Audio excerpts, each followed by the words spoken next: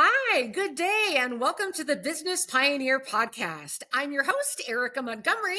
I'm the founder and CEO of Three Girls Media Inc., an award-winning digital marketing agency. And today I am thrilled to introduce a powerhouse entrepreneur with over 30 years of experience, Candyce Edelen, who is the founder of PropelGrowth. From co-founding software companies to coaching businesses on their social selling strategies, Candyce has consistently helped companies thrive. So we have got a lot to learn from her. And with her company, PropelGrowth, she's trained businesses to embrace a real human-to-human approach, which I love. She fosters long-term relationships and predictable growth. So get ready for an inspiring conversation about entrepreneurship, relationship building, and business transformation. Candyce, welcome to the show.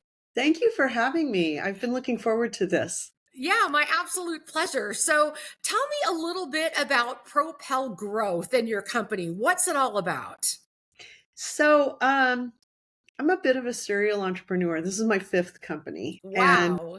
yeah, some of them successful, some of them not. But I was coming off of two fintech companies. Both of them had raised funding. We raised a Series A that was oversubscribed for a company called IBSN, and then the second company, Cascade, we did a strategic round. Um, Cascade didn't succeed. In fact, our strategic investor went out of business, which took us down a really unfortunate set of circumstances. So after we shut that down, I started Propel Growth and had an unusual opportunity to help with the go-to-market strategy with our competitors. At the time, we were an industry um, kind of a category creator in the financial technology industry, especially around real-time electronic trading and surveillance. And there were four other businesses that were using similar technology called complex event processing. It was an early precursor to the technology that's used for AI today. Oh, Yeah. And we were one of five that were bringing this to market in the financial industry. Um, and it was a super competitive space, which was kind of silly because all of us were just barely getting started. And I remember going on a sales call to Citibank and talking to this guy, his name's Mark Adler, who was telling me that he had just met with all four of our competitors and was looking at differentiators, but also looking to save money and, get something at a reduced cost. And I was looking at the whole situation going, crap, none of us are ready to, at the commercial level yet where we can commoditize this product. It was way too early in the genesis for it. And so by commoditizing pricing, where we're all competing for the same business, is going to kill all of us. So we had to shut down our business, and I ended up going to our competitors and talking to them about the situation, and got the unique opportunity to go and execute kind of a blue ocean strategy, because we were all competing for the same little school of fish, as they describe in blue ocean strategy, and we're going to kill ourselves in the process. And I recognized that each of the products had pretty unique capabilities.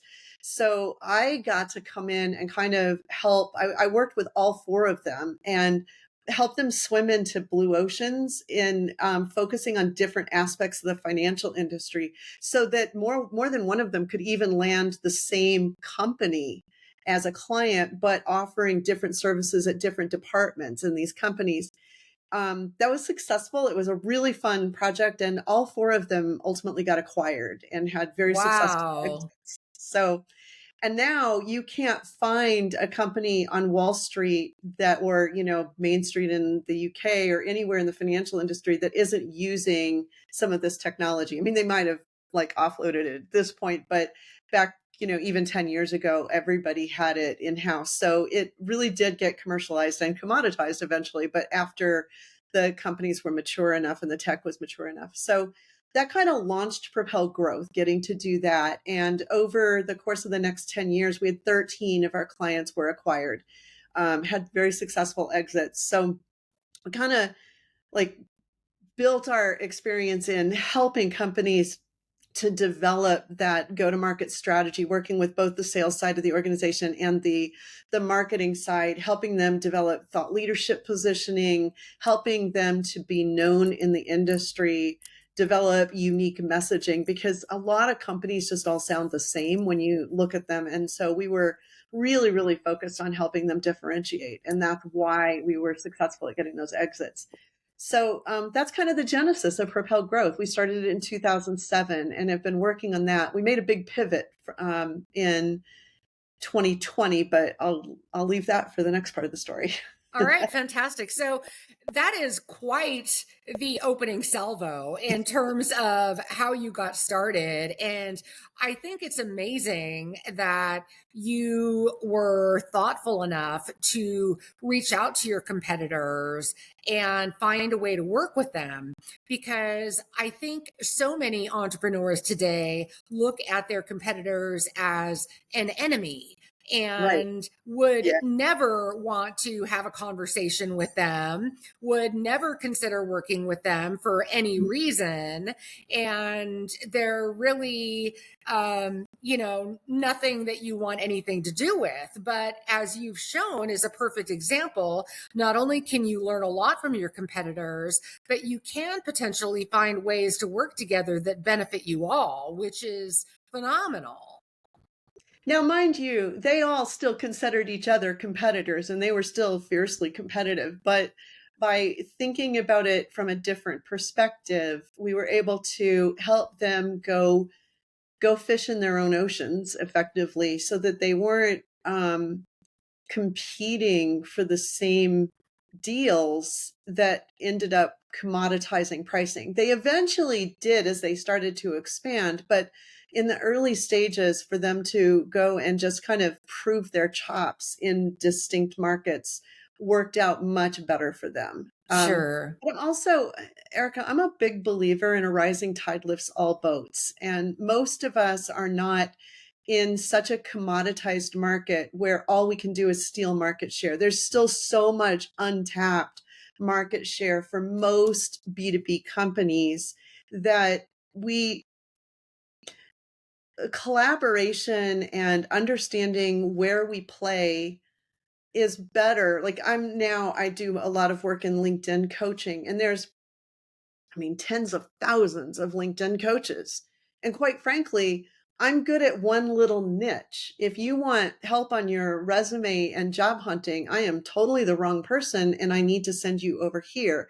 And if you are looking to build out your company page, I'm going to send you to Michelle Ramsey over here. Do we compete? Sort of, but I'd rather refer her business than try to take that and not do as good a job as she's going to do on it. So that's the way that I look at business. Is I'm not perfect at everything and my team's not the best at everything. So I'd rather know who the players are in the market so that I can send people. Like for enterprise deals, I'm going to send people to my direct competitor, Maverick, because they're better at supporting that than I am. Mhm.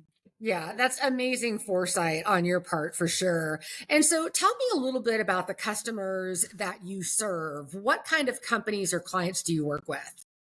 So we have kind of three different layers of offerings, and I should get back to what we do now because we did make a pivot. I made two pivots since that financial services focus.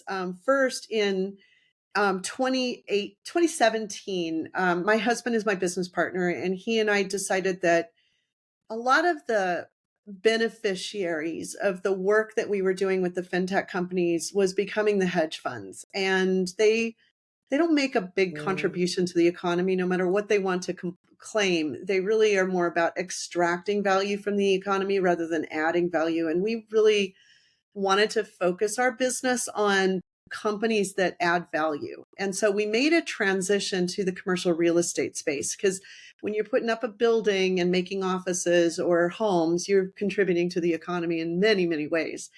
And so we decided to make that transition. But from 2007 until 2017, I had so much inbound business from referrals because we'd built up a name for ourselves. I had a name already in the fintech space. And so between referrals and inbound, because we were publishing content on the trade publications and speaking at conferences, I didn't make an outbound sales call for 10 years. All of Wow. that like hit this wall in 2017 when we decided to change markets, because now I have no network. I don't know people in that space. So I had to change tactics. And I really have a lot of respect for people who cold call and are really good at it. I am not good at it. I suck at it. And I would rather give up this home and go work for McDonald's and live on a McDonald's budget than cold call all day. Um, so I had to figure out something, because if I don't sell, we don't eat. There's no backup plan here. And so I had to figure out something, and quickly. And I turned to LinkedIn. After some experimentation with automation, which I really don't recommend, I landed on this human to human approach that we now teach to do this outreach. And I ended up getting meetings with 125 people in the commercial real estate space over 6 months. And that resulted in about 438K in new business for us. Wow. Yeah, it was really remarkable how effective it was. And, for a two-person firm, that's not bad. Yeah, that's fantastic. So, I was like, oh my gosh, this was really amazing. In 2019, I did a webinar. A company had reached out to me saying, we teach this. And I'm like, sure. 500 people came to that webinar, and I had nothing to offer on the back end. It was just like, here's community service. Check this out. It really works. And so then around rolls 2020, which, as you might imagine, was not great for the commercial real estate industry. Yeah. So we're losing business as our clients are losing business. And so it just kind of crap rolls downhill, right? And so we were struggling like a lot of companies. And a company, ironically, in the commercial real estate, kind of tangential to them, reached out to us saying, can you teach us what you were doing? Because they were trying to reach out to the assisted living and long-term care facilities, and they couldn't go in person, and they'd always made in-person phone sales calls. And now, they're locked down. And so they needed to figure out how to do this online. So we trained them. And then another company said, will you train our resellers? And we're like, okay, I think there's a business opportunity here. And so we launched what is now our LinkedIn training courses. And we call it Prospecting Mastery and On-Demand course at the end of 2020 to serve those markets, but also, just looking for like, where are we going next? Because people weren't signing long-term contracts for marketing at that point. So, we did that, and it just exploded. It was really successful. And so by May of 21, we decided to just end all of our existing consulting contracts and focus on the training. We launched an accelerator in July of 21, and then just have continued to add on to that. So that said, we now have kind of 3 layers of offerings where we focus on teaching people primarily how to use LinkedIn, but also email and phone to do outbound prospecting, as well as inbound thought leadership to draw leads in, all with the goal of adding deals to the pipeline. We're not teaching sales training. We're not teaching what to do with it once you get it in the pipeline. We're focused right here, and let's get these deals in the funnel. There's all kinds of other sales training out there that teaches you what to do with the deal, but not as much here. So that's what we focus on now. And we have 3 different layers. One is our on-demand course. That's what we built first. Prospecting Mastery and Profile Mastery, and some workshops that we have where people can, the DIY people out there can go and take these classes and figure it out. And that works really well for sellers who have agency to publish content and reach out and be kind of self-directed in the way that they're working. So solopreneurs, it's really good for small businesses where the CEO or the founding team are also the rainmakers. It works really well for. Where it doesn't work well is a BDR who doesn't have a lot of experience in the industry and doesn't have the credibility to do the kind of outreach that we do, because we're really focused on creating conversation and dialogue rather than just pitch slapping. And so there are other ways to do it that BDRs can use, but we don't teach that. So it's like, who are we good for and who are we not good for? Then we also have an offering that's a little bit higher level for people who want more coaching from me. That's our accelerator. So that's a 1-year membership program where we get together in a small group on a weekly basis and work on outreach and inbound. So it's like posting strategy, thought leadership strategy, how to get people's attention, how to send a connection request that gets a response, and how to then get into a dialogue that can result in a meeting, and then how to convert that meeting into an opportunity. So that's the focus of that. And it's a small group setting. So there's a lot of really, really personalized interaction. And then our third layer is more for companies where we need to get the brand out there and they're trying to figure out their messaging and need more of my personalized help to bring a team on board and spread the word. Because I find that if you can get 3 or 4 of your executive team members all kind of sharing their perspective and becoming thought leaders in their own right, building their personal brands at the same time as they're building their business brand, it can just really explode. And I can show examples of that with companies. The CEO of Aligned just posted today about his experience where he's getting like 1.7 million views and they're getting like 100 plus leads a week because the executive team of 3 or 4 members are consistently sharing on LinkedIn. So we teach those Wow. strategies. That's amazing. And it sounds like you've got so many different offerings for very specific audiences. And I Mhm. love that you know who your target audience is and how to serve each of those different audiences. I think one mistake that a lot of newer entrepreneurs make is not really identifying their target audience Yes. and not being able to concretely say, this is who I'm trying to reach, or this is who I'm trying to sell to. And they try to think, oh, my product or service is for everyone. Mhm. And without being able to narrow it down and really specialize in a certain area or a certain demographic, they're really shooting themselves in the foot. So I think it's wonderful that you've done that. Well, And and you know well how difficult it is to message to too broad an audience. The more narrow the focus, the more straightforward and more precise and more relevant and resonant the messaging can be. I'm sure you guys see it all the time with your clients too. absolutely, 100%. And so, what are some of the biggest mistakes that you see entrepreneurs or business owners making when it comes to LinkedIn marketing? There's several. Let's start with too broad an audience. If you try to message to everyone, you don't end up being relevant to anyone. Hmm. Um, and you have to have too many kind of threads going on at the same time, and it just dilutes your message so that you don't really become particularly useful to anybody. So focusing in on a message and an angle makes a big difference. But beyond that, I see so many people that think that, you know, they've got their blog and HubSpot and they just auto post to LinkedIn. They never really show up there. And they think that's going to get them traction. And they're posting to their company page instead of personal profiles. And they're not making any effort to start a conversation. And so engagement on LinkedIn is critical. It's the main thing that the algorithm uses to judge whether or not the content is worthy of sharing. And so if you get no engagement, then the algorithm isn't going to spread the word. And people come away from that thinking LinkedIn doesn't work. It's not that LinkedIn doesn't work, it's that your strategy is wrong. Hmm.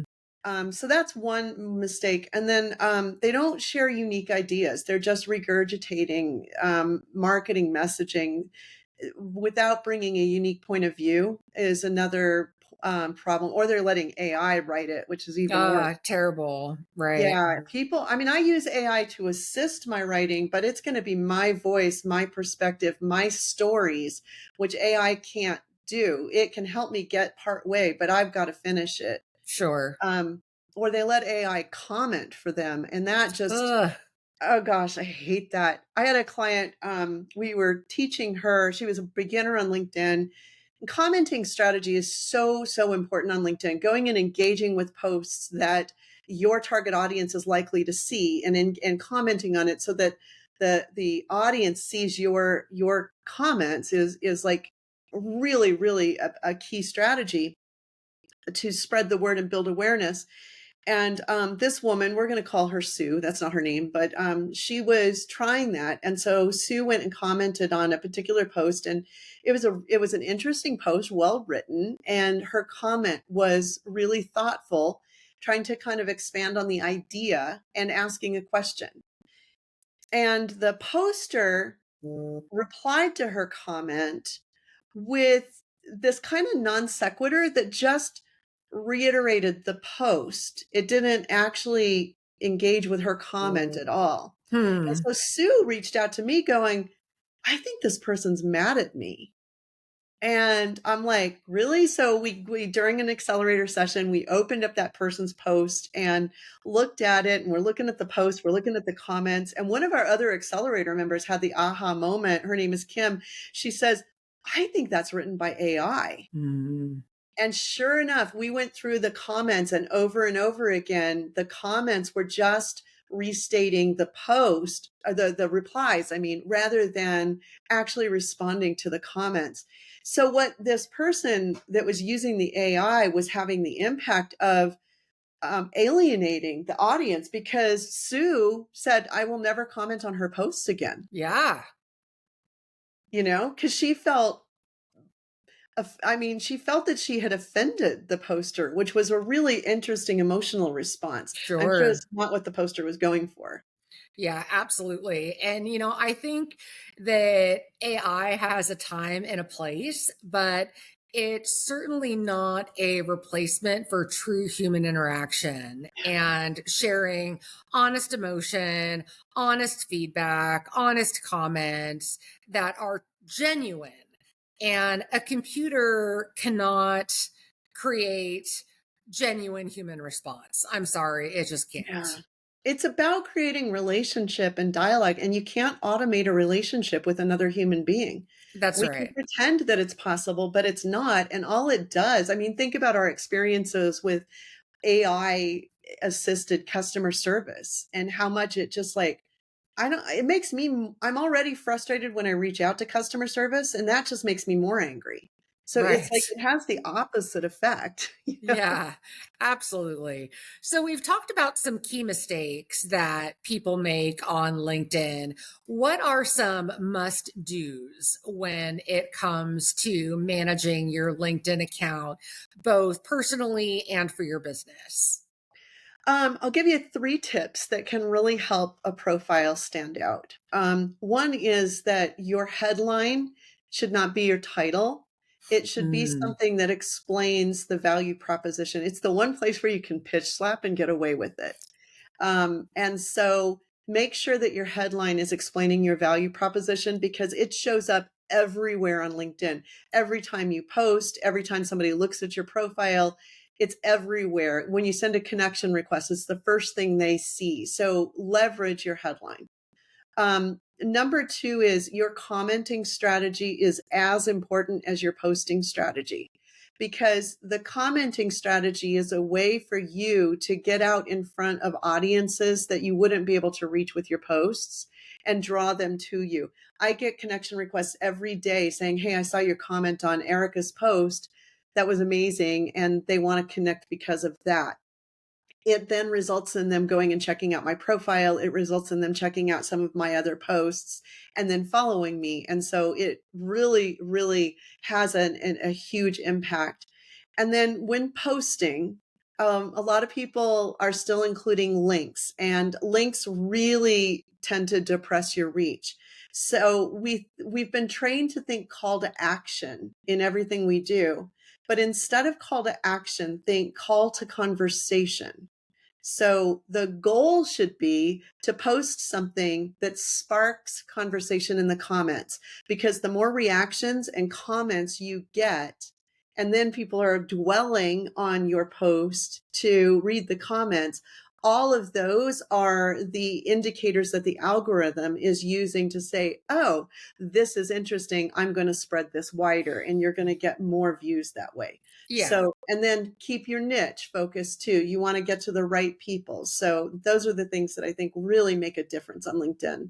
Super smart advice. And when it comes to links, we have learned and tested that including links in a post will actually decrease your visibility. The Yes. algorithms do not like that. So they'll suppress your content, show it less. You'll get less engagement overall. Mhm. And we have found what's really interesting is that if you post some kind of thoughtful message and you do want to post a link, include the link as a comment, not as part of the body of the post. And the algorithms don't look at that the same way.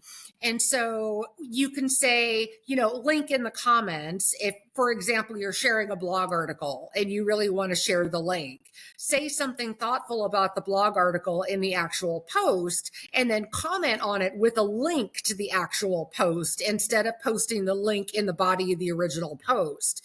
And that's one way to get around that, where you can still post a link and it works for the algorithm. So there are some workarounds if you need them.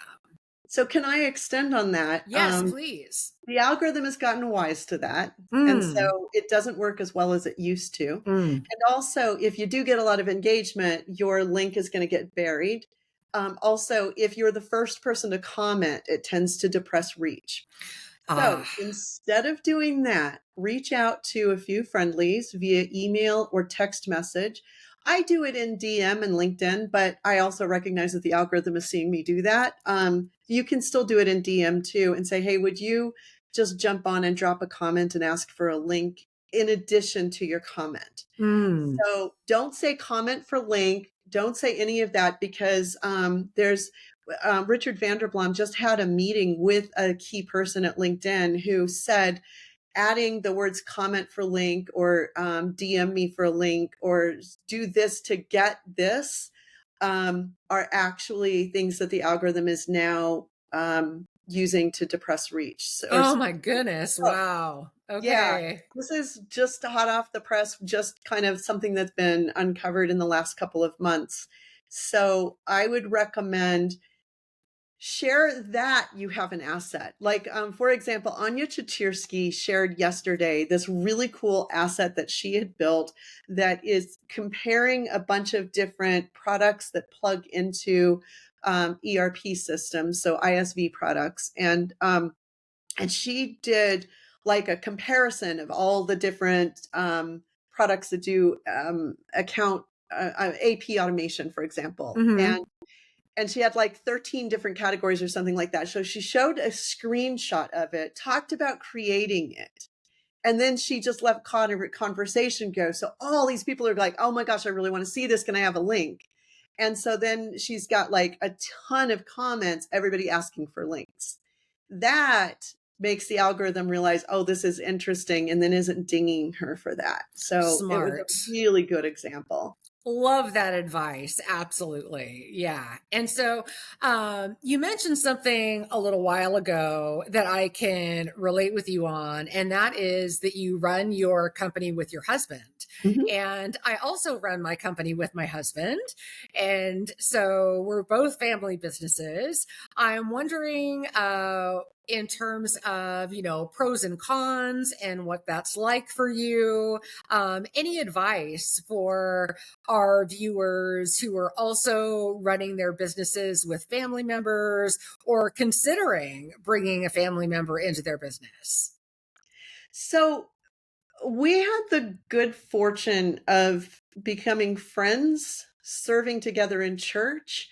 Then he came to work for PropelGrowth, which I'd already started, and as a contractor, then came to work for it. Then a few years later, we started dating, and then I implemented my employee retention strategy, and we got married. Oh my um, gosh. I love so that. and he jokes the other way. He's like, "This was my job retention strategy. I asked her to marry me." So we have a lot of fun with that. But So we were already working together and already had that relationship.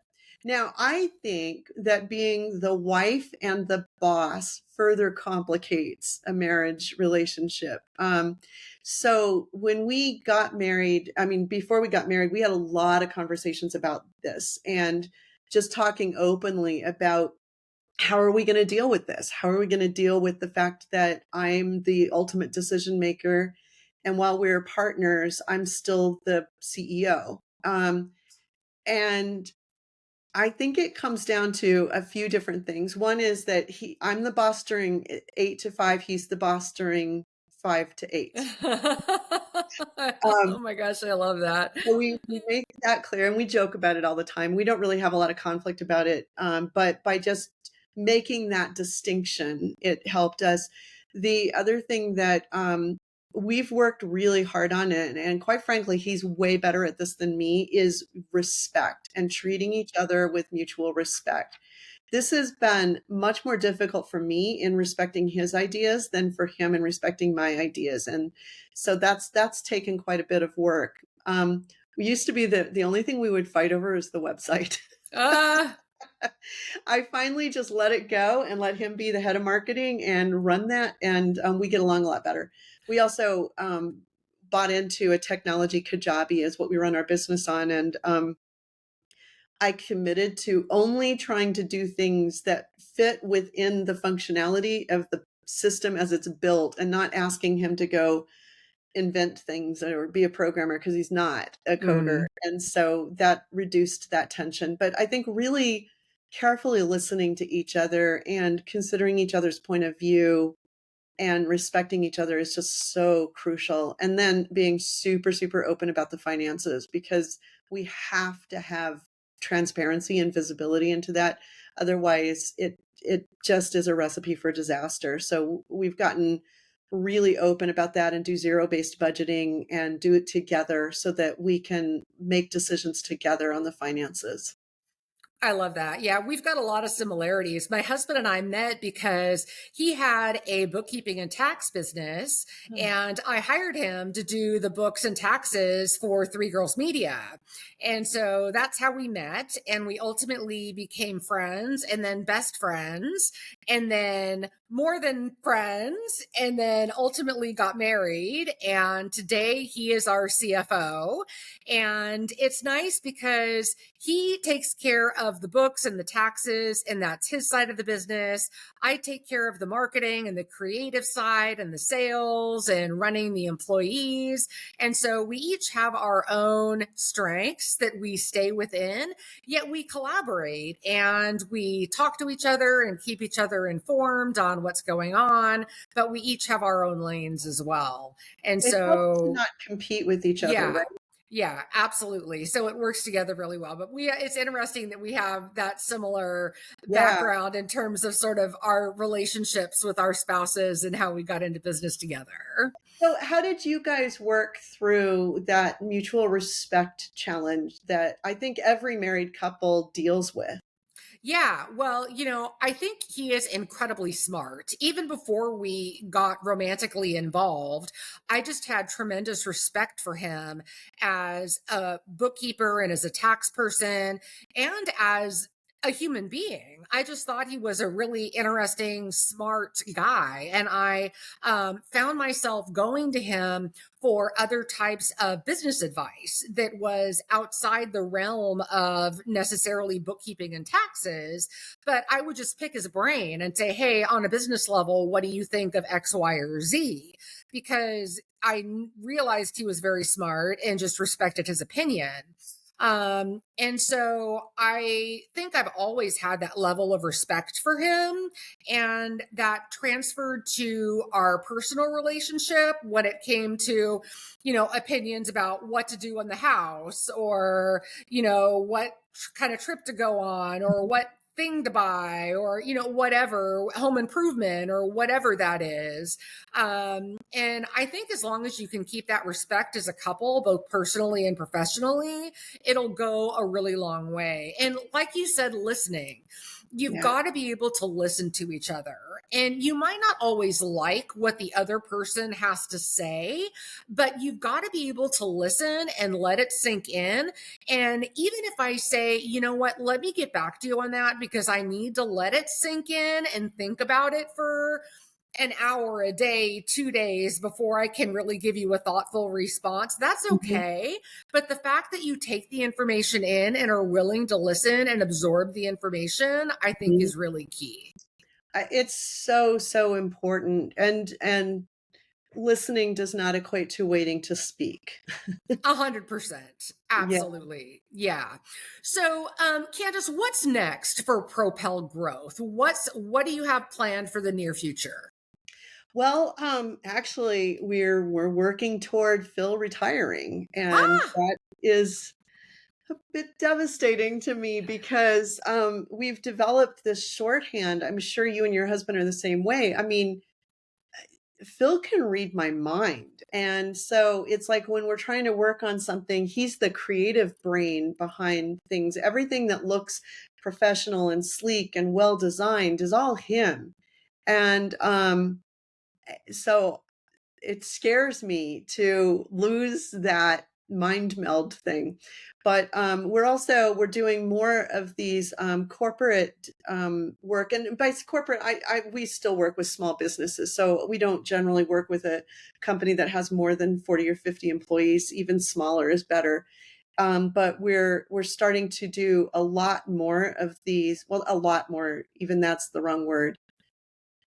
We've got three, and we're looking to work with two more clients where we can really dig in and help them with their thought leadership strategy and tying in kind of a go to market that leverages human to human trust building mechanisms. There's so much evidence that companies are not even shortlisting vendors that they don't already trust before they go into the buying cycle. And so it's much harder to land on companies' radars than it was even 4 or 5 years ago.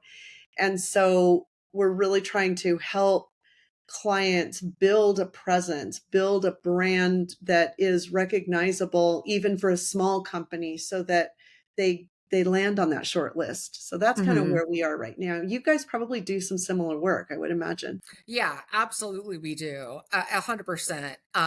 And I think what you offer and we offer are slightly different, but still within the same realm, of service and marketing for sure.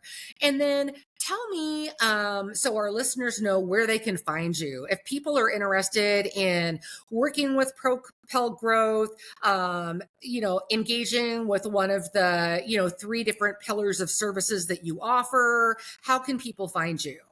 So, two places, LinkedIn, of course, Candyce Hmm. Edelen. I'm easy to find, and I'd love to connect with you there.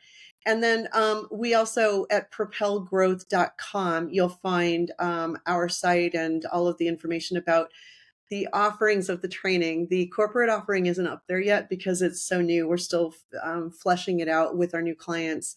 Um, but if you want to know more about that, just reach out to me. Also, we've got some free tools out there and a quiz to test your LinkedIn strategy maturity. And so if you go to propelgrowth.com/podcast, you'll get links to all of that with some free checklists and a link to this quiz where you can see where you stand. And then I'll be happy to have a meeting with you to give you some feedback on your strategy. Oh, I love that. I want to go take the quiz now. Cool. propelgrowth.com/podcast. Yes. Okay, beautiful. Thank you for that. I'm excited to go and test my knowledge for sure, especially after talking to you today and learning a little bit more.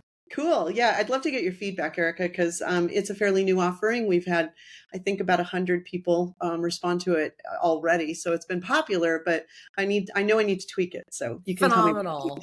Excellent.